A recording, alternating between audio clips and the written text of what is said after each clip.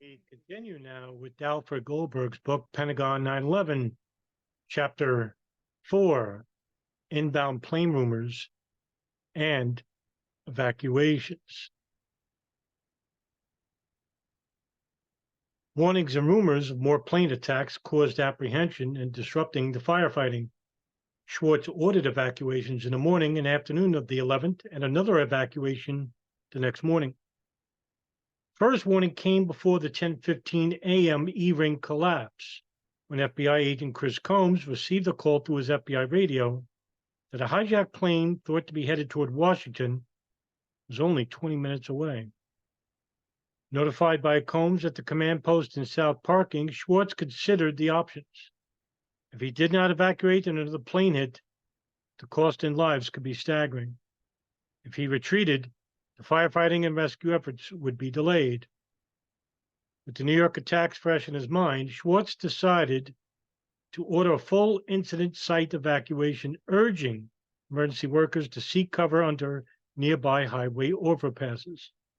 He relocated the incident command post from South Parking to beneath an Interstate 395 overpass near Hayes Street, several hundred yards away from the building. The order to evacuate was broadcast repeatedly on fire, police, Defense Protective Service, and other radio channels. The countdown began. Portable radios, however, were not always fully functional. Cell phones did not work, and there were few of the more reliable Nextel radio phones available. Consequently, evacuation orders were passed by word of mouth, shouted out through bullhorns, or sounded by air horns and honking fire trucks to clear the area rapidly. But it took time to disseminate the command, and even longer for everyone in and around the building to respond. Every 5 minutes or so, radios announced the time remaining until the aircraft was expected to arrive. And the reason why this made it a very precarious situation is that there is an airport near the Pentagon called Ronald Reagan International. So even though that they need permission in this one area of restricted airspace, these hijacked planes, of course, are not going to abide by the rules. So they'll just screen on through protected airspace and restricted airspace and crash where they need to be. And in this case, it was the Pentagon. But just imagine being James Schwartz for a minute. He said, you don't know. Since we already know about multiple hijackings, how do we know that there's not going to be a double hit? Now, in martyrdom operations, especially with Hamas, what they'll do is basically there'll be a bombing of a certain area in Israel, and then an ambulance will come, and that would be like a second bomb because all the people are basically trying to go to get the injured and rescue them to safety. And while they're doing that, another surprise attack will come. This one will kill and injure double the amount of people as opposed to the initial bombing, and that's what they're used to. Now, in this case, you don't know. You have no idea whether they're going to come back and hit the Pentagon twice. So I think Schwartz made the right command in evacuating. And this is pictures of the book. I mean, there's some pictures that just fantastic that public hasn't seen. I got the book and it's excellent. So we'll just scroll on down. By the way, here's a picture of the A&E drive. And there's a wheel of a plane. This is the landing gear. This is the exit hole.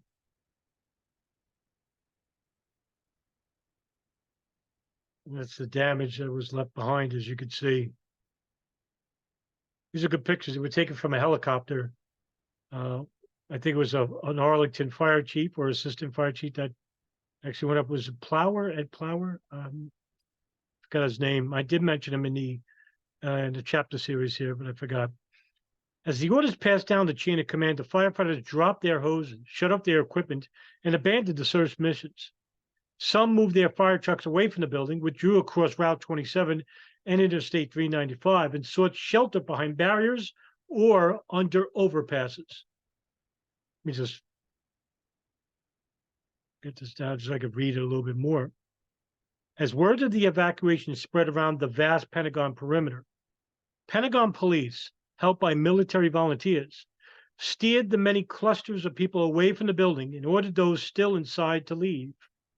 Army Lieutenant Colonel Bill McKinnon recalled, quote, "I was standing out there, and the police started to come to us and told us that another plane was heading inbound to Washington, and that we needed to get away from the area. So you had this migration of thousands of people just moving away from the Pentagon, just a sea of people, civilian and military, just migrating across the fields and the highways, the ramps and everything, to move away from the area," end quote. Most complied readily. Well, let me see if I could just a little bit more. That's good. Most complied readily, some more calmly than others. While a group of Defense Intelligence Agency colleagues waited in North Parking, rumors of additional attacks abounded. The atmosphere seemed strangely calm, yet uncertain. Carl Glassbrenner recalled, until an armed sailor passed by yelling, quote, "Take cover now. There was another plane inbound that will arrive in less than 2 minutes," end quote. Running to the Potomac River bank from North Parking, some DIA employees brought the children from the Pentagon's Child Development Center.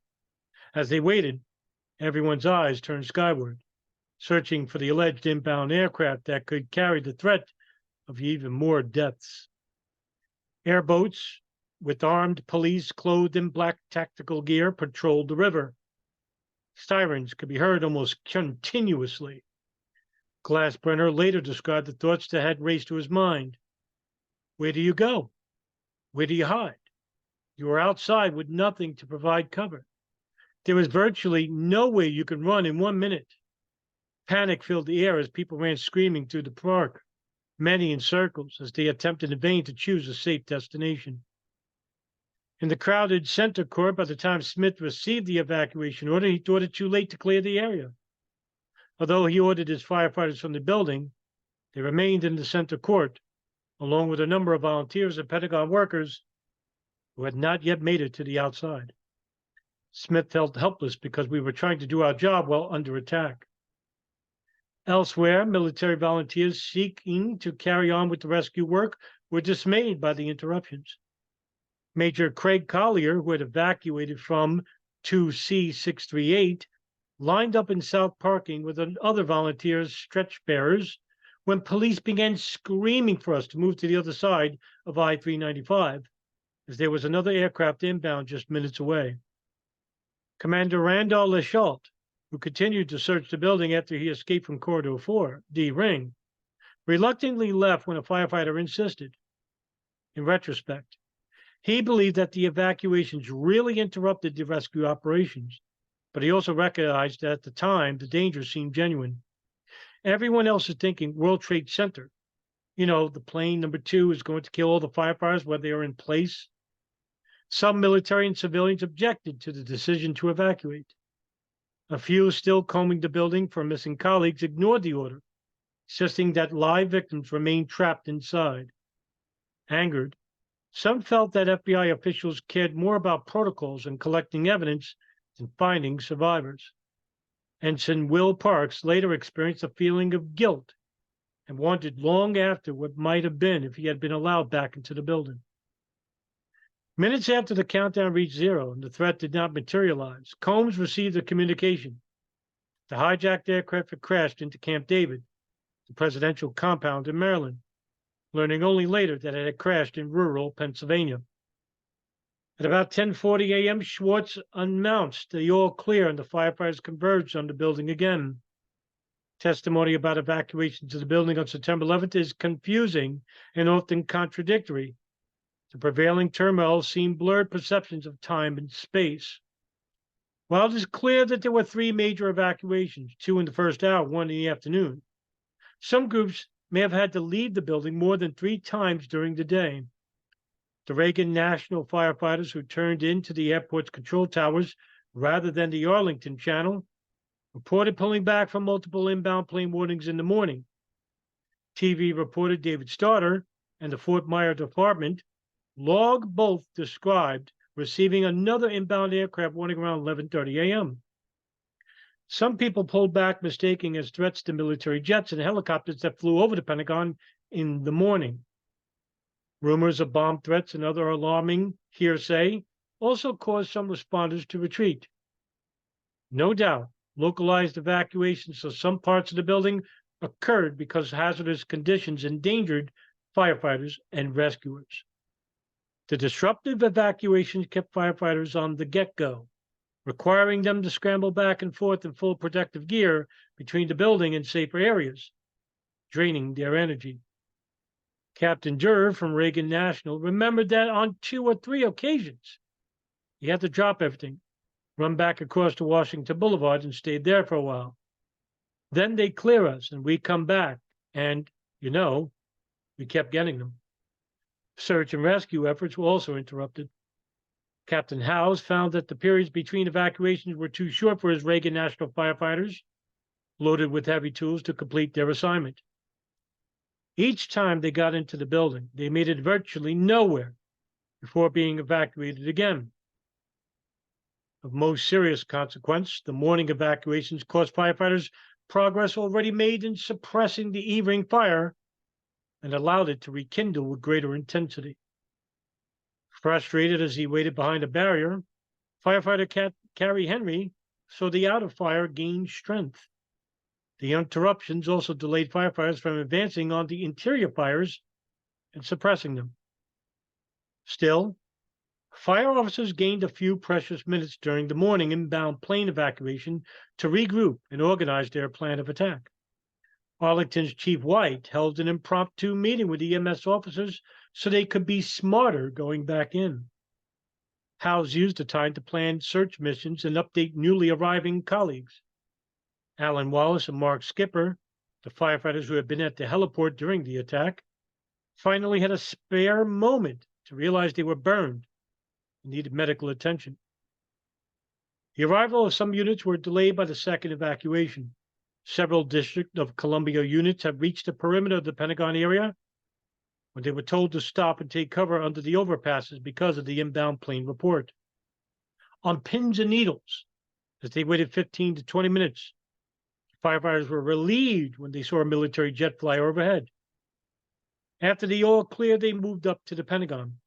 Battalion Chief John Thurman and Sergeant Richard Zegowitz, their companies, joined the Arlington firefighters on the heliport side. Although Thurman checked in with the command post via radio and worked in liaison with Arlington's suppression branch, some of the DC units operated independently under their own commanders.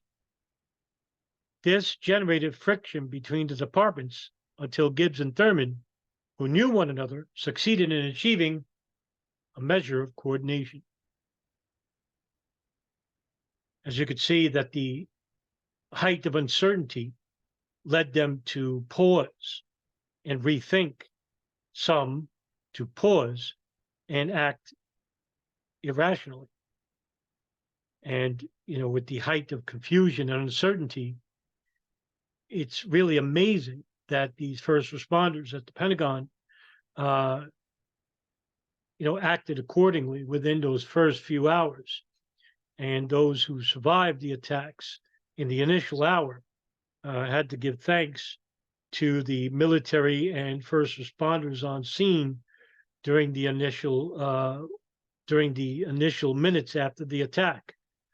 During those first 1 and 2 hours, Arlington County and Fort Myer and Bellevue Fire Department in Arlington and Ronald Reagan International Airport Fire Department basically saved a lot of lives, along with the Pentagon officials inside the building who were helping their colleagues and the injured get out. And so, luckily for them, in that first hour, the threats of these reports of inbounding planes didn't come within those first precious minutes, because there would have been a lot more fatalities probably. So that's the end of this chapter. And we'll be getting back to more videos in the future. So stay tuned, and thank you, and see you in the next video.